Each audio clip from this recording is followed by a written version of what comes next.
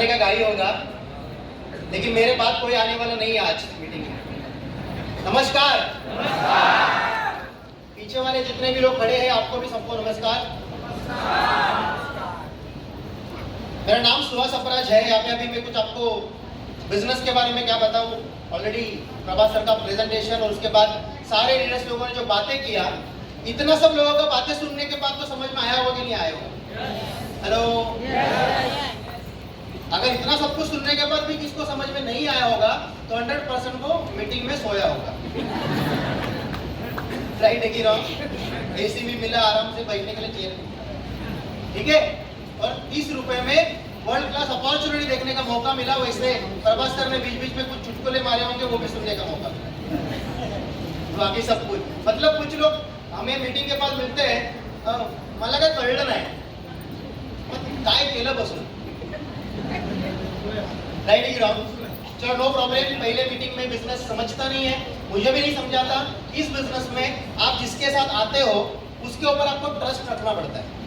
मुझे मेरे कझिन ने, माझ्या चुलत भावाने बिझनेस मध्ये आणलं, मी त्याच्यावरती ट्रस्ट ठेवला की तो मला काय चुकीचं सांगणार नाही, राईट। आणि 20% हा माझा विश्वास होता स्वतःवरचा की चला आपण काहीतरी करूया, कारण ह्या बिझनेस मध्ये नुकसान काय आहे का ये तुम्हाला कळलं। आता मला रिपीट बोलायची गरज नाही, वापस मुझे रिपीट बोलने का जरूरत नहीं कि प्रोडक्ट खरीद रहा है, टूथपेस्ट, शैम्पू, सोप ये सब खरीद रहा है, लेकिन बिजनेस कौन सी दिशा में जा रहा है वो सोचो। आज के डेट में एफएमसीजी मार्केट है कि नहीं है? FMCG market. ये बात रतन टाटा जी को समझ में आया, इसके लिए ट्रक बनाते बनाते उन्होंने टाटा नमक बनाना चालू किया। राइट है कि रॉन्ग? और शायद आज अगर निकाला जाए ना तो ट्रक से ज्यादा पैसा नमक बेच के उनको मिलता रहेगा, बिकॉज ट्रक कोई भी खरीदेगा 1 साल और उसके बाद 10 साल चलाएगा, और नमक हर महीना। सही बात है? ये आपको समझना बहुत जरूरी है कि बिजनेस कौन सी बात है। लेकिन क्या आप खुद अपने कुछ ऐसे प्रोडक्ट बना सकते हो क्या एफएमसीजी के, जो लोग खरीदे आपसे? फैक्ट्री लगा सकते हो? नहीं। उसके लिए इतना पैसा नहीं है। तो वो अपॉर्चुनिटी आपको माइलेज का लिए रेडीमेड दिया है कि यहाँ पे आपको 35 रुपए से प्रोडक्ट शुरू होता है, 3000 रुपए तक के प्रोडक्ट आपको यहाँ पे मिलते हैं, 3500 रुपए। तो ये प्रोडक्ट के थ्रू आप आपका बिजनेस खड़ा कर सकते हो। लेकिन बिजनेस खड़ा करने के लिए सबसे पहला बिजनेस की शुरुआत करनी पड़ती है, और हमारा गाड़ी किधर अटकता है? शुरुआत में ही अटकता है। और शुरुआत करने के पहले ही हम लोग जितना नेगेटिव सोचना चाहिए सब सोचते हैं। बहुत सारे लोग शुरुआत करने से पहले क्या सोचते हैं? चलो मैं शुरू तो कर लूंगा, लेकिन मेरा बिजनेस नहीं चला तो, चलो मैं शुरू तो कर लूंगा, प्रोडक्ट अच्छे हैं, लेकिन मेरे से किसी ने प्रोडक्ट नहीं खरीदा तो, चलो मैंने बिजनेस शुरू कर दिया, बिजनेस अच्छा है, लेकिन मेरे साथ कोई नहीं बिजनेस में आया तो, चलो मेरे साथ कोई बिजनेस में आया सही, लेकिन उसने आगे काम नहीं किया तो, मेरे से किसने प्रोडक्ट खरीदा लेकिन उसको प्रोडक्ट का रिजल्ट नहीं आया तो जितना सब कुछ नेगेटिव सोचना था सोच लिया। उसी के जगह पे आप ये सोच सकते हैं कि मैंने बिजनेस शुरू किया और मेरे साथ किसी ने बिजनेस शुरू किया तो, मैंने बिजनेस शुरू किया, मेरे से लोगों ने प्रोडक्ट खरीदा तो, और मेरे बिजनेस में जिसको लाया उसने भी आगे काम किया तो, जो हमारा सबसे बड़ा प्रॉब्लम है पैसा, वो हमको आ सकता है कि नहीं आ सकता है? तो पॉजिटिव सोचने में फायदा है कि नेगेटिव सोचने में फायदा है? कितने लोग इधर पॉजिटिव सोच वाले बैठे हैं? पॉजिटिव सोच वाले कुछ लोग हाथ देख नीचे। मैं इस दुनिया का सबसे नेगेटिव सोच वाला आदमी हूं। पॉजिटिव सोच है ना आपके अंदर? इसी पॉजिटिव सोच के साथ इस बिजनेस की शुरुआत करो। देखो चमत्कार आपके अंदर है, आपके अंदर ही ईश्वर है, खुद से खुदा का निर्माण होता है। ध्यान रखना, आज आपके सामने एक करोड़पति लड़का बैठा है जो आपके साथ बात कर रहा है। एट एज ऑफ 35 मैंने एट एज ऑफ 25 बिजनेस की शुरुआत किया, 4000 की नौकरी से आज इस बिजनेस से लगभग 3.5 करोड़ से ज्यादा रनिंग हो गया है। और इसके वजह से मैंने इस बिजनेस में कई सारे अचीवमेंट किया जो मैंने सोचा नहीं था। मैं आपको सच बोल रहा हूँ, इस बिजनेस मैंने सोचा था शुरुआत में 4000 रुपए नौकरी से आएगा, 4000 रुपए बिजनेस से आएगा तो एक्स्ट्रा इनकम हो गया। यही मैंने सोचा था, 4000 नौकरी से 4000 यहाँ से आएगा तो एक्स्ट्रा इनकम हो गया। लेकिन जब मैंने शुरुआत किया, अभी वो शुरू भी कैसे किया बताता हूँ आपको। शुरू करने के लिए पैसा नहीं था, बिकॉज 4000 मतलब मेरे लिए 40,000 के बराबर था। 1980 में 1980 में, मतलब मेरा जन्म 1987 का है। मेरे पापा ने एक रूम लिया था पांडुप में, वो उन्होंने मेरे जन्म होने के बाद 2-3 सालों में उनका जब जॉब चले गया, उन्होंने वो रूम बेच दिया और वो भी चले गए किधर, गाँव मीपत कोकणातलाच आहे, तालुका मालवण। राइट, वो चले गए गाँव किसके लिए? खेती करने के लिए। अभी वहां पे जाने के बाद वो उनके वाइफ मतलब मेरी मम्मी, उनकी मम्मी मतलब मेरी दादी, उसके बाद मैं तो यहाँ पे था फर्स्ट सेकंड थर्ड भांडुप में नवजीवन स्कूल में मेरा पढ़ाई हुआ, लेकिन मेरा छोटा बहन और भाई वो गाँव में, और कमाने वाला कोई नहीं। समझ में आ रहा है कि नहीं आ रहा है? yes. हमारे यहाँ पे साल में खाली 2 बार पैसा, 1 ही बार पैसा आता था जेव्हा काजू होता था, थोडे आंबे लागतात। आणि माझ्या आईच्या गळ्यातलं मंगळसूत्र ना फक्त काजू आणि आंबे लागतात त्या 3 महिने तिच्या गळ्यात असायचं, बाकी 9 महिने ते गिरवी असायचं। ही लाईफ मी बघितली आहे। 10 रुपयासाठी आम्ही पण लोकांचे काजू चोरायचो सीजन मध्ये, पैसे यायचे। और मैं भांडुप में आया था मेरे अंकल के पास रहने के लिए, उनके घर में वहां पे उनका परिवार, और मैं वहां पे रहता था, हर महीने का 1,500 रुपया उनको देके रहता था, राइट। और ऊपर का जो बचा हुआ 2,500 उसमें से 1,500 गाँव भेजना पड़ता है, बिकॉज पूरा परिवार गाँव में है। बचपन से मैंने पैसे का स्ट्रगल देखा था, मुंबई में आने का भी पैसे का स्ट्रगल। 500 रुपए मेरे पास मुश्किल से बचता था, मैं रास्ते पे जो कपड़े बेचते थे वो कपड़े पहन के ऑफिस जाता था, ऐसा मेरा सिचुएशन था, राइट। जूते भी रास्ते से खरीदता था, घड़ी भी रास्ते से खरीद, सब कुछ रास्ते से। भांडुप स्टेशन के बाहर जो लोग बैठते थे, महीने के एंड में 1 रुपए मेरे हाथ में रहता नहीं था, बस के लिए 4 रुपए टिकट भी निकालने के लिए पैसा नहीं है, तो मैं 4 मतलब जो भांडुप स्टेशन गणेश नगर से स्टेशन लगभग आधा पौना घंटा वॉकिंग है वो करना पड़ता है, और वो ही करता था। ये हमारा सिचुएशन था, ट्रेन से विदाउट घूमता था, ये सिचुएशन था। होटल में कभी जाके खाना खाया है मुझे याद नहीं है, बिकॉज पैसा नहीं है, हर बात पैसे का सोचना पड़ता है। ये बिजनेस जब अपॉर्चुनिटी मेरे सामने आया, बैंक अकाउंट, मां कसम बोल रहा हूं, बैंक अकाउंट में 1 रुपया नहीं था, गांव से पैसा मांग नहीं सकता और अंकल के पास बोल नहीं सकता। लेकिन उस टाइम पे मुझे इस बिजनेस की ताकत समझ में आई थी। आज आपने देखा किसी होटल में काम करने वाले वेटर को यहाँ पे सुना, यहाँ पे फिर आपने किसी एक बिजनेसमैन को सुना, वहां वैसे मैंने भी सुना था, तो मुझे बिजनेस की ताकत समझ में आई थी। लेकिन शुरू कैसे करूं? आप यकीन करेंगे नहीं करेंगे मालूम है, कुछ लोगों को लगता है कि स्टेज पे माइक लेके कुछ भी बड़बड़ करो। यहाँ पे हर व्यक्ति जो बात बोलता है वो उसके अंदर की तड़प होती है, मैंने किया और मेहनत होती है, वो बात बोलता है। यहाँ पे कई सारे यंगस्टर बैठे हैं 20-18-20 सालों से, आपको करना ही चाहिए इस बिजनेस को, बिकॉज आप 18-20 साल के हैं, अभी आप 40 साल के आदमी को देखो उसका लाइफ कैसा है, और वही लाइफ आपका होने वाला 40 साल में। नहीं तो यहाँ पे जो लोग बैठे उनका लाइफ देखो, वो हो सकता है आपका 40 साल। तो मैंने इस बिजनेस को शुरू किया था 4 साल मेहनत करके, थोड़ा पैसे जमा के 4-5 ग्राम का एक गोल्ड का चेन मैंने बेच दिया। ध्यान रखना, और घर पे किसी को पता नहीं।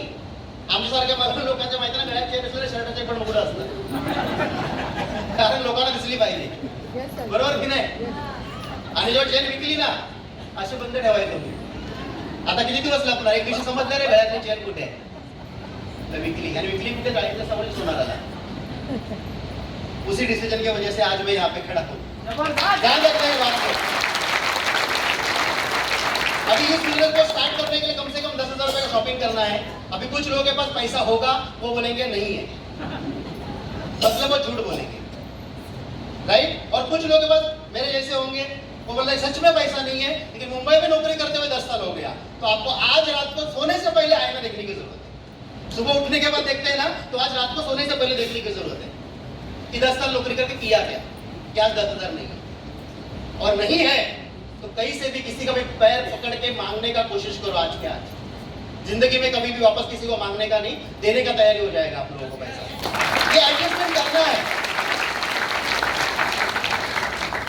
मैंने इस बिजनेस में पिछले 10 साल में 2 घर लिए, उसमें से एक घर विरार ग्लोबल सिटी में जो टोटली लोन फ्री है, वहां पे रेंट में रहता है वो रेंटर पे, और दूसरा घर मैंने अभी लॉकडाउन में लिया जहाँ पे लोग अपना घर बेच रहे थे। उस लॉकडाउन में मैंने विरार रोड में एक फ्लैट लिया जहाँ पे आज मैं रहता हूँ, हाईवे टच प्रॉपर्टी है वो, एट एज ऑफ 35। ध्यान रखना, ये अचीवमेंट जो हो रहा है वो कम उम्र में हो रहा है, बिकॉज बिजनेस कम उम्र में शुरू किया। 2,10,000 मेरे दिमाग से बाहर था, आपके दिमाग के अंदर गया। 2,10,000 एक हफ्ते का, 8,40,000 महीने का, 1 करोड़। अपना कैलकुलेशन होता ही नहीं है, अपना सॉफ्टवेयर हैंग हो जाता है।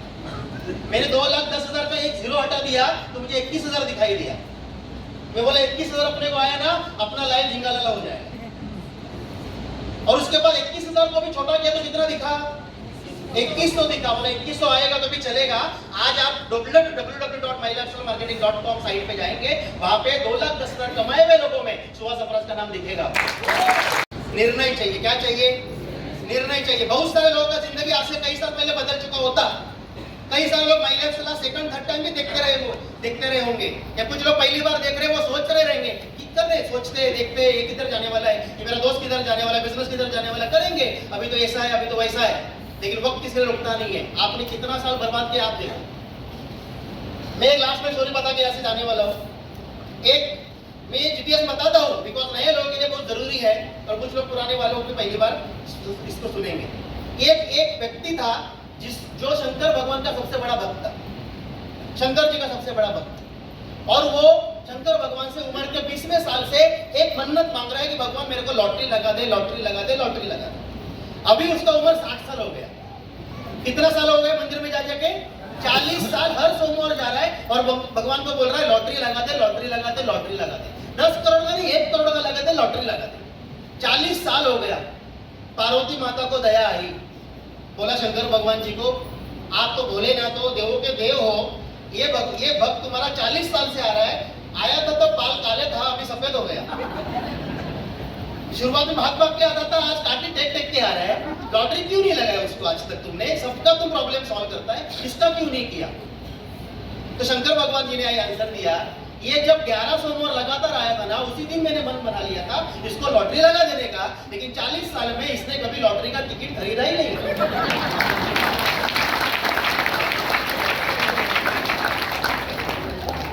तो कई सारे लोग ऊपर वाले को मानने वाले इधर बैठे हैं, वो हर दिन समय भगवान को जाके प्रार्थना मांग रहे हैं कि मेरे को कुछ बना, मेरा भी अमीर बनना चाहिए, मेरे पास भी घर आना चाहिए, मेरे पास भी गाड़ी आना चाहिए।